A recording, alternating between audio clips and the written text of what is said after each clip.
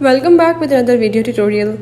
In this video I will tell you about how to fix if FIFA 19 is not working. So if you are facing this problem in FIFA 19 is not working, I will tell you how to fix it on Windows 11 and 10 PC.